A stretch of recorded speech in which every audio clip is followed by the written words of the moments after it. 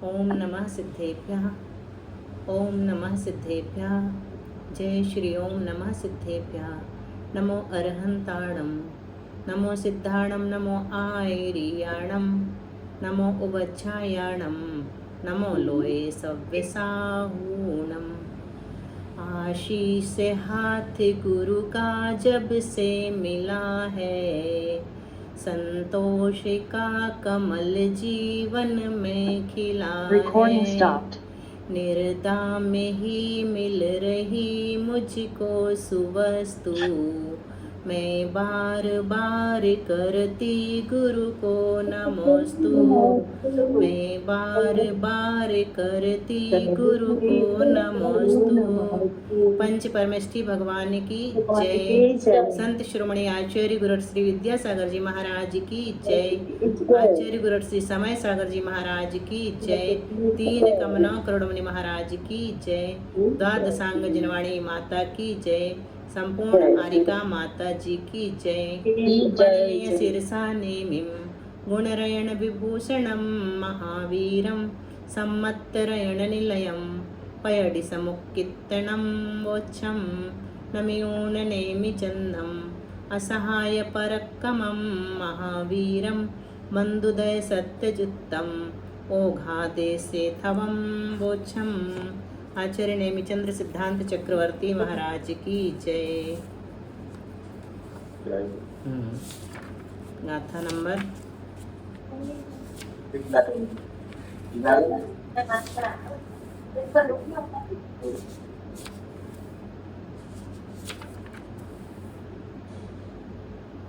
कहाँ तक हो गया था?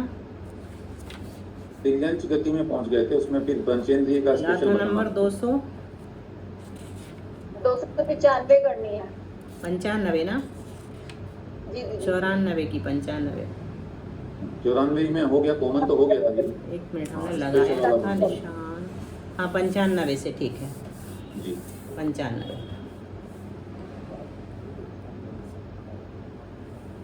थावर दुग्साहारण ताविगि विगिलोण ताणि पंचखे इत्थि अपज्जत्तूना ते पुण्ये उदय पैडियो। आवर दुग साहारण ताविगि विगलूण ताणि पंचखे इत्यपजतूणा ते पुण्ये उदय पयडियो। शशि जी आप पढ़ लीजिए आज। जयपुर से शशि जैन पढ़ी। हाँ जयपुर था चंदन। वंदना। हाँ कल दूसरी शशि जी पढ़ लेंगे। कल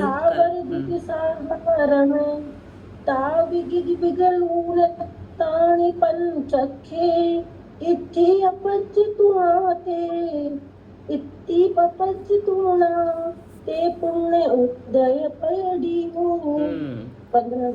तो उक्त जो सामान्य त्रियंच है, सामान्य त्रियंच की बात जो कही, उसकी 107 जो प्रकृतियां हैं उनमें से स्थावर, थावर, दुग, स्थावर, सूक्ष्म, साधारण, आतप, एकेंद्रीय, विकलत्रय, इन 8 प्रकृतियों को घटा देने से स्थावर, सूक्ष्म, साधारण 3, आतप, एकेंद्रीय, विकलत्रय, हाँ 8 हो गई ना। स्थावर, सूक्ष्म, साधारण 3, आतप, एकेंद्रीय 5 और विकलत्रय 3, 8, इन 8 प्रकृतियों को घटा देने से बाकी बची 99 प्रकृतियां पंचेंद्रीय त्रियंच के उदय योग्य हैं। सामान्य त्रियंच के बाद अब किसकी बात चल रही है? पंचेंद्रीय त्रियंच। मनुष्य गति मारणा जब हम पढ़ेंगे तो उसमें 5 में से 4 भेद हो जाएंगे। क्यों? उसमें पंचेंद्रीय वाला भेद नहीं रहता। क्यों नहीं रहता? कोई बता सकता है? 5 भेद होते हैं त्रियंच के, सामान्य त्रियंच, पंचेंद्रीय त्रियंच, पर्याप्त, अपर्याप्त आदि। लेकिन मनुष्य के जब भेद करेंगे तो 4 ही भेद करेंगे, पंचेंद्रीय वाला भेद नहीं करेंगे। तो उसका कारण क्या हो सकता है? मनुष्य तो भी पंचेंद्रिय। हाँ क्योंकि मनुष्य पंचेंद्रीय ही होते हैं, लेकिन त्रियंच में पंचेंद्रीय के अलावा अन्य भी होते हैं, 4 इंद्रिय, 3 इंद्रिय, 2 इंद्रिय, 1 इंद्रिय, इसलिए यहाँ पर पंचेंद्रीय भेद अलग से रखा। तो पंचेंद्रीय त्रियंच के उदय योग्य प्रकृतियां कौन सी हैं? तो जो सामान्य त्रियंच की 107 प्रकृतियां हैं उनमें से 8 और घटा दी, तो 107 ऋण 8 बराबर 99 प्रकृतियां पंचेंद्रीय त्रियंच के उदय योग्य हैं। देखो हम ऐसे नाम से भी लगा सकते हैं, अपने आप समझ सकते हैं कि पंचेंद्रीय है तो स्थावर का उदय रहेगा कि नहीं रहेगा? नहीं रहेगा। सूक्ष्म का उदय क्यों नहीं रहेगा? क्योंकि सूक्ष्म बादर भेद कहाँ बनते हैं? एक इंद्रिय में ही बनते हैं। साधारण भी एक इंद्रिय में बनता है, आतप भी एक इंद्रिय, बादर पर्याप्तक है ना, सूर्य के विमान में रहने वाले एक इंद्रिय जीवों में होता है उसका उदय। और एक इंद्रिय तो रहेगा ही नहीं पंचेंद्रिय में, विकलत्र भी पंचेंद्रिय में नहीं रहेगा। तो ये सामान्य रूप से भी हमको समझ में आ जाता है कि इन प्रकृतियों को क्यों घटाया है ना। और थावर दुग साहारण गाथा से समझ में आ गया। थावर दुख से क्या क्या लिया? स्थावर और सूक्ष्म, और साहारण मतलब साधारण, ताव मतलब आतप, इगी मतलब एकेंद्री, विगल यानी विकलेंद्री, ऊण यानी इन 8 प्रकृतियों को घटा देने से बाकी बची 99 प्रकृतियां पंचक्के पंचेंद्रिय त्रियंच के उदय योग्य हैं। और इन 99 प्रकृतियों में से भी इति अपज्जत तूणा स्त्रीवेद और अपर्याप्त, ये 2 प्रकृतियां कम करने से कितने बचेंगे? 99 में से 2 गई तो 97 प्रकृतियां पर्याप्त त्रियंच के उदय योग्य कही गई हैं। त्रियंच के 2 भेद, अपर्याप्त घटा देंगे तो पर्याप्त के उदय योग्य स्त्रीवेद, और अपर्याप्त प्रकृतियां कम कर देंगे तो जो पर्याप्त त्रियंच वाला भेद है तीसरा, उसके उदय योग्य प्रकृतियां बन जाएंगी। अब पंचेंद्रिय त्रियंच में विच्युति बताते हैं। कौन से एक प्रश्न था यहाँ पे कि हमने पर्याप्त के योग्य किया तो अपर्याप्त तो घटा दिया, लेकिन स्त्री क्यों घटाया इसमें? स्त्री वेद क्यों घटाया इसमें? इसलिए घटाया क्योंकि यहाँ पर पुरुष वेद की अपेक्षा से कथन चल रहा है, स्त्री वेदी का अलग से बताएंगे, तो इसलिए यहाँ से घटा दिया। पंचेंद्रिय त्रियंच में विच्युति बताते हैं। अब यहाँ तो क्या कह रहे हैं? पहले गुण स्थान में, हाँ, पंचेंद्रिय त्रियंच में 107 में से अपन ने निकाल लिया क्या क्या घटा के। 107 में से एक इंद्रिय घटाई, विकलेंद्रिय घटा दिए, स्थावर आदि 3 घटा दिए। स्थावर आदि 3 में क्या लेंगे? स्थावर साधारण ऊपर बता दिया था, और आतप घटा दिया, तो 99 प्रकृतियां पंचेंद्रिय त्रियंच में उदय योग्य हैं। तो पहले गुण स्थान में कितने की उदय विच्युति होगी? 2 की। 2। कौन कौन सी 2 प्रकृतियां? एक मिथ्यात्व की तो होती ही है, अपर्याप्त की भी यहाँ पर उदय विच्युति पहले गुण स्थान में हो जाएगी त्रियंच में, ठीक है। और क्योंकि अपर्याप्तक जीव का, अपर्याप्तक का उदय कहाँ तक रहता है? पहले ही गुण स्थान तक रहेगा, इससे आगे जाएगा ही नहीं, तो वहीं पर उसकी विच्युति हो जाएगी। दूसरे गुण स्थान में कितने की विच्युति? अनंतानुबंधी 4 की, ठीक है। 9 में से 4 की करते हैं यहाँ पर। सामान्य रूप से ओघवत अगर लेंगे त्रियंच का अलग से ओघवत तो 9 की हो जाती। पर्णनावे इगी 70 असम। एक मिश्र गुण स्थान में 1 प्रकृति की विच्युति होती है। चौथे गुण स्थान में 8 की विच्युति होती है, और 5वें गुण स्थान में 8 की उदय विच्युति। उदय कितने का होगा? 99 में से 2 घट जाएंगी, 2 अनुदय में चली जाएंगी तो 97 का उदय होगा। अनुदय वाली प्रकृतियां तो अब हमें रट गई होंगी, है ना। पहले गुण स्थान में मिश्र और सम्यक तो प्रकृति का उदय नहीं रहता। फिर दूसरे गुण स्थान में उदय कितने का? 95 का। 97 में से 2 विच्युति वाली और घटा दी तो 95 बची। फिर 95 में से 4 विच्युति वाली और घटा दी दूसरे गुण स्थान की तो 91 बची। फिर 91 में जोड़ दिया 1 तो 92 हो गई चौथे गुण स्थान में। इसमें त्रियंच गत्यानुपूर्वी जुड़ जाती है, वो पहले तीसरे तक अनुदय, तीसरे में अनुदय में रहती है, चौथे में उदय आ जाती है। 5वें में 84 प्रकृतियाँ, 92 में से 8 घटा दिया तो 84 प्रकृतियाँ। अपन ने कैसे निकाला था इसका सूत्र? प्रथम गुण स्थान का जो उदय है उसमें से प्रथम गुण स्थान की विच्युति माइनस कर दो तो क्या आ जाता है? दूसरे गुण स्थान का उदय निकल करके आ जाता है। जैसे पहले गुण स्थान का उदय कितना है? 97, और पहले गुण स्थान की विच्युति कितनी? 2 है, तो 97 में से 2 घटाते हैं तो दूसरे गुण स्थान का उदय निकल के आ जाता है 95, ठीक है। और प्रथम गुण स्थान का जो अनुदय है, जैसे 2 का अनुदय है मिश्र और सम्यक्त का, इसको क्या करेंगे, उदय विच्छुत्ति में जोड़ देंगे तो दूसरे गुण स्थान का अनुदय निकल के आ जाएगा। 2 धन 2 बराबर 4। इस प्रकार से पहले का अनुदय 2, दूसरे का अनुदय 4, तीसरे का 6 धन सम्यक्त तो त्रियंचानुपूर्वी, और चौथे का अनुदय 7 प्रकृति का, और 5वें का अनुदय 15 प्रकृतियों का। अब पंचेंद्री त्रियंच पर्याप्त में उदय विच्छुत्ति, पंचेंद्री त्रियंच पर्याप्त में उदय विच्छुत्ति कितने की होती है? तो 99 थी उदय योग्य प्रकृतियाँ पंचेंद्री त्रियंच में, है ना। सामान्य रूप से पंचेंद्री त्रियंच जो भेद लिया था, दूसरा भेद, उसमें 99 थी। अब तीसरा भेद जो है पंचेंद्री त्रियंच पर्याप्त, उसमें कितने का उदय रहेगा? 2 घट जाएंगी। पर्याप्त में कौन कौन सी 2 घटेंगी? त्रिवेद और अपर्याप्त।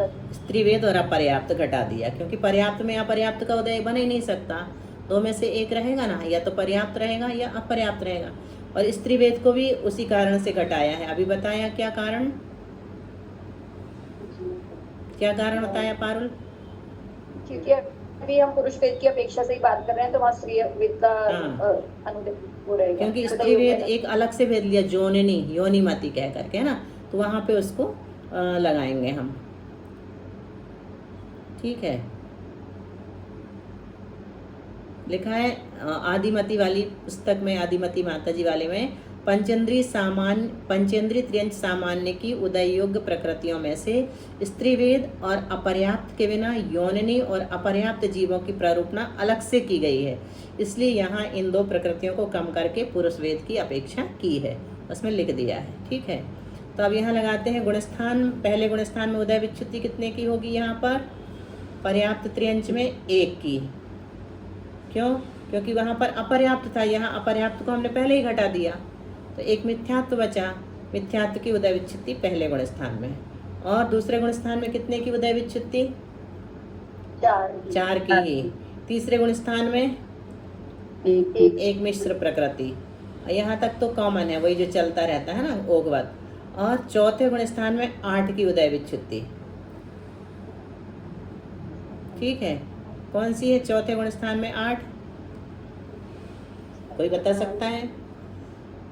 तीसरे तक का तो हमें पता है, पहले में मिथ्यात्व, दूसरे में अनंतानुबंधी 4, तीसरे में एक मिश्र प्रकृति। चौथे की कौन सी होती है? चौथे में कषाय एक तो उसमें होगी शायद। हाँ, अप्रत्यख्यानावरण कषाय की 4 हो गई। 4 हो गई। हाँ, आयदे विधीय कषाया। और उसके साथ 4 और लगाना है।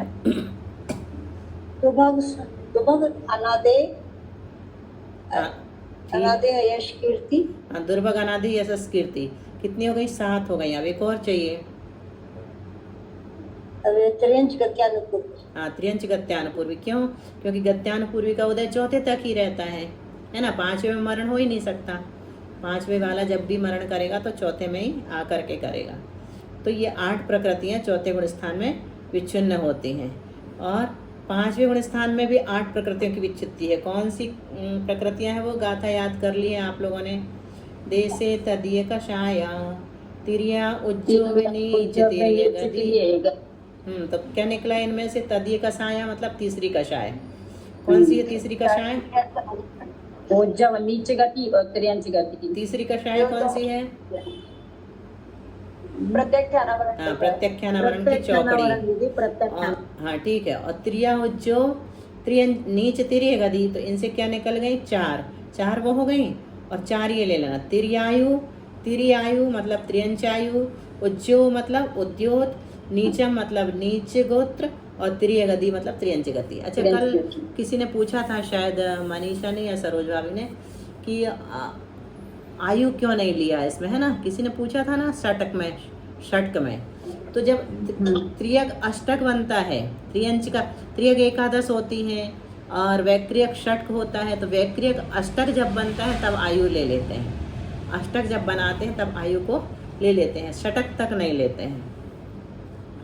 चलिए, गाथा नंबर, अच्छा उदय देख लें।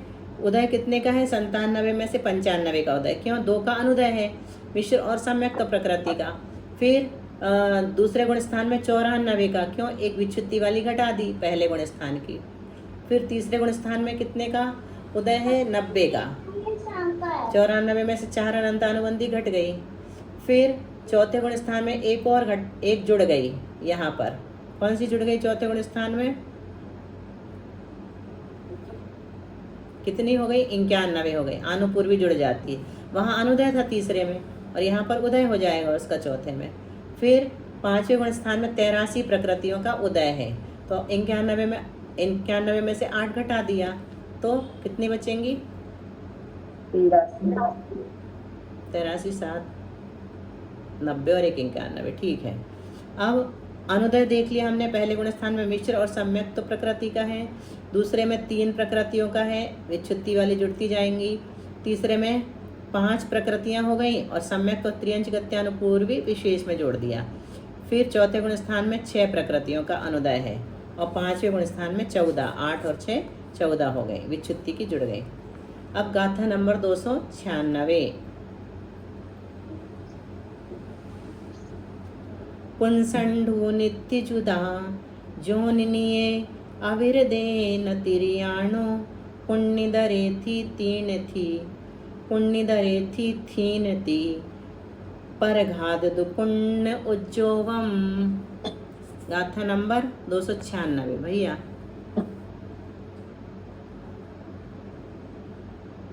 आप पढ़ लीजिए शशि जी जब तक। हाँ भैया बिजी हैं। क्या बताऊं? मेरा नेटवर्क खराब हो रहा है। किसका? नहीं समाचार नहीं। हाँ भैया मैं बोल रही हूँ शशि जैन। बोलूं मैं? हाँ आप बोलिए भैया। पुंसंढोणित्थि जुदा जोनिनिये अविरदेण तिरिया न तिरिया तिरियाणु पुण्यदरेथि थीणति परघाददु पुण्य उज्जोवम्।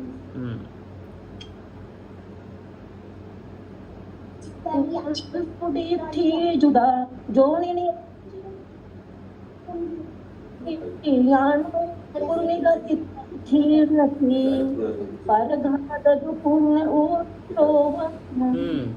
योनिमत अर्थात त्रियंचनी के उपर्युक्त 97 प्रकृतियों में से पुरुष वेद को और नपुंसक वेद को घटा देंगे। त्रियंचनी है ना, तो 2 वेद घट जाएंगे इसमें। पुरुष वेद और नपुंसक वेद का उदय हो नहीं सकता अगर स्त्री वेद का उदय है, तो 2 वेद घटा देंगे, और स्त्री वेद मिलाने से 96 प्रकृतियां उदय योग्य हैं। 97 में से 2 घटाया तो 95 बची, और 1 मिला दिया स्त्री वेद, तो 96 प्रकृतियां उदय योग्य हैं। पुंसंढूण पुरुष वेद और नपुंसक वेद ऊण कर दो, इत्ति जुदा और स्त्री वेद को मिला दो। किसमें? जोनिनिये योनिमति त्रियंच में। फिर क्या कहते हैं? अविरदे न तिरियाणु, उसमें भी अविरत सम्यक दृष्टि गुण स्थान में त्रियंच गत्यानुपूर्वी का उदय नहीं है। क्यों? क्योंकि त्रियंच गत्यानुपूर्वी का उदय अविरत सम्यक दृष्टि गुण स्थान में नहीं हो सकता। लब्ध्य पर्याप्तक पंचेंद्रीय त्रियंच के 96 प्रकृतियों में स्त्रीवेद स्त्यानग्रंथि त्रिक स्त्रीवेद पुण्यदरे थीनति परघाद दु पुण्य उज्जोवम। ठीक है, स्त्रीवेद तो ऊपर से ले लिया। पुण्यदरे मतलब लब्धि अपर्याप्तक, पुण्य से इधर, पूर्ण से इतर कौन कहलाएगा? अपर्याप्तक। लब्धि अपर्याप्तक पंचेंद्रीय त्रियंच के 96 प्रकृतियों में स्त्रीवेद थी मतलब स्त्रीवेद, और थीणति मतलब स्त्यान ग्रद्धि त्रिक, और परघात दु यानी परघात द्विक, और पुण्य यानी पर्याप्त, उज्जोवम यानी उद्योत। और आगे की गाथा में और भी प्रकृतियां गिना रहे हैं, तो पहले गाथा पढ़ लेंगे। सरगद दूजसा देजम आदि संठान संहदी पणगम शुभगम सम्मम मिस्सम हीनाते पुण्य संढ जुदा। सर्गदि दुजसा देजम आदि संठान संहदी पणगम सुभगम सम्मम मिस्सम हीनाते पुण्य संढ जुदा।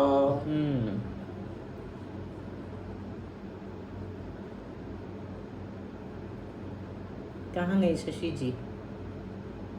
पढ़ लीजिए कोई भी। उनका नेटवर्क शायद हाँ ऐसी कुछ कह रही थी वो। नहीं, पढ़ रही हूँ। पढ़ो। वो मेरा म्यूट, सॉरी। सरगदी दूज सात सर गदि दू। शुभगम संभव संग। चलिए ठीक है। सर यानी स्वर, दू। रहने दीजिए, आपकी आवाज ठीक से नहीं आ रही है, चल जाएगा, भैया ने पढ़ लिया। सर गदि दू मतलब स्वर द्विक और गति द्विक। स्वर द्विक से लेंगे सुस्वर और दुस्वर, और गति द्विक से लेंगे प्रशस्त विहायो गति और अप्रशस्त विहायो गति। जस आदेजम, जस मतलब यशस कीर्ति, आदेजम यानी आदेय।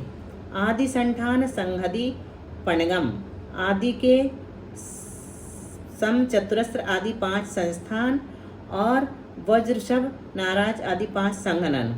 शुभगम यानी सुभग, सम्मम यानी सम्यक तो प्रकृति, और मिस्सम यानी सम्यक मिथ्यात्व। ये 27 प्रकृतियां कम करके तथा इनको तो करना हीना, और ते पुण्य संड जुदा, और क्या करना अपर्याप्तक अपुण्य संड जुदा, मतलब अपर्याप्तक और नपुंसक वेद, ये 2 प्रकृतियां मिलाने से कुल 71 प्रकृतियां योग्य हैं, उदय योग्य हैं। तो यहाँ पर 71 प्रकृतियां उदय योग्य हैं। दीदी स्वर दोनों घटा रहे हैं, सुस्वर भी और दुस्वर भी, तो उनके कोई सा स्वर होगा नहीं। किसका घटा रहे हैं?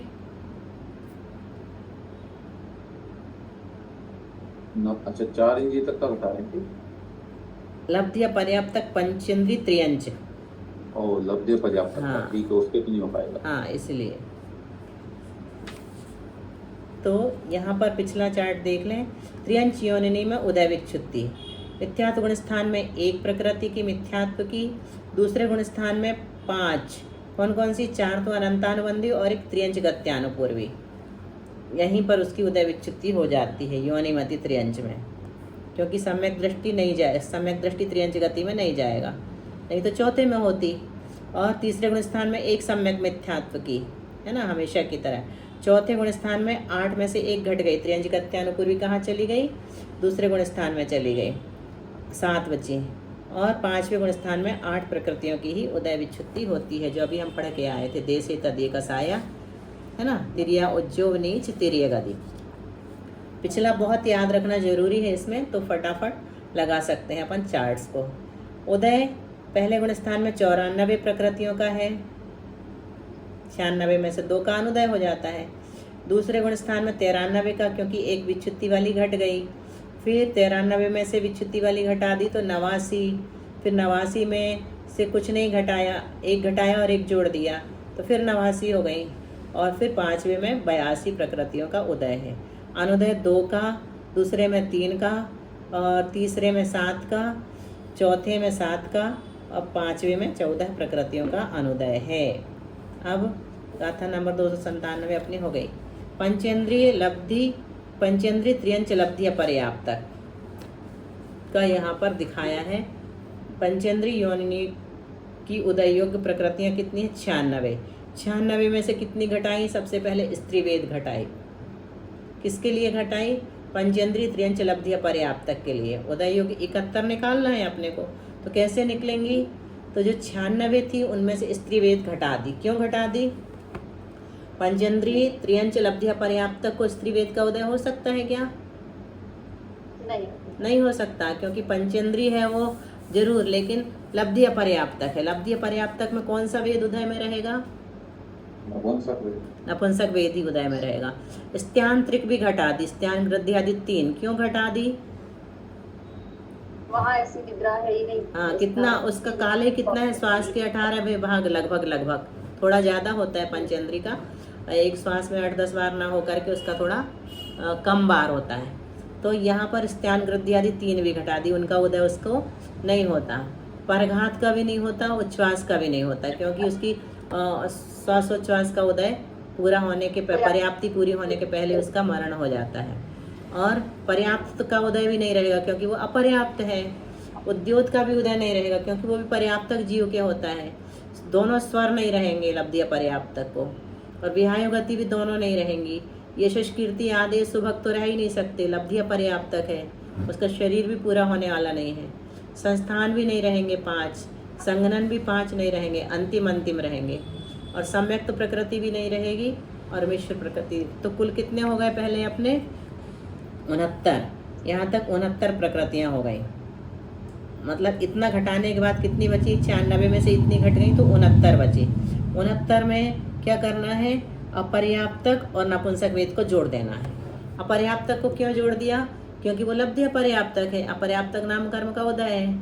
और नपुंसक वेद को क्यों जोड़ दिया? क्योंकि उसके नपुंसक वेद का ही उदय रहता है। तो कुल मिलाकर के उसकी 71 प्रकृतियाँ उदय योग्य हैं। अन्य प्रकार से देखेंगे तो ज्ञानावरण की 5, घातिया में अघातिया को अलग अलग करके देखेंगे तो कैसे बनेंगी 71।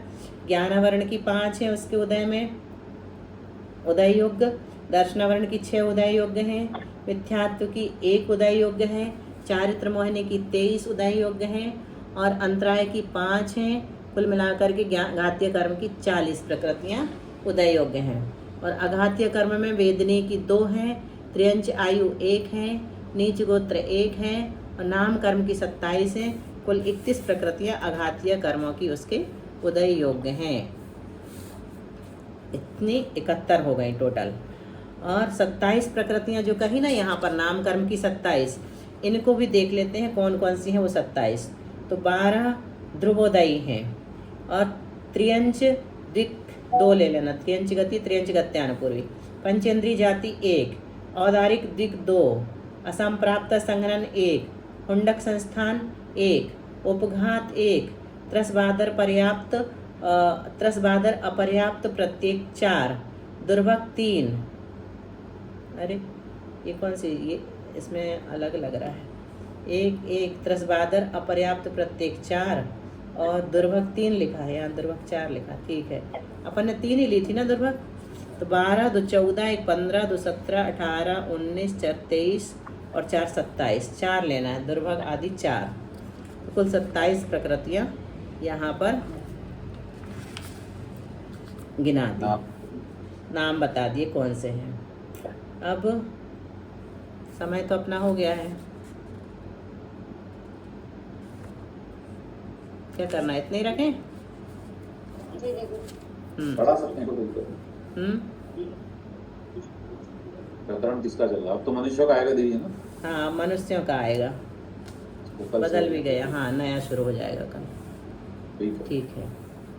दिनवाणी स्तुति। गिरिजिण वाणी जग कल्याणी, जग जन मदतम मोह हरी, जनमण हारी गणहर हारी, जम जरा भव रोग हरी, पिथर राम दिव झुणिंजो, पढ़ई सुनई मई ये धारई, सुख मरण तम लगियो, सासद मोह सुम पावई, सासद मोह सुम पावई।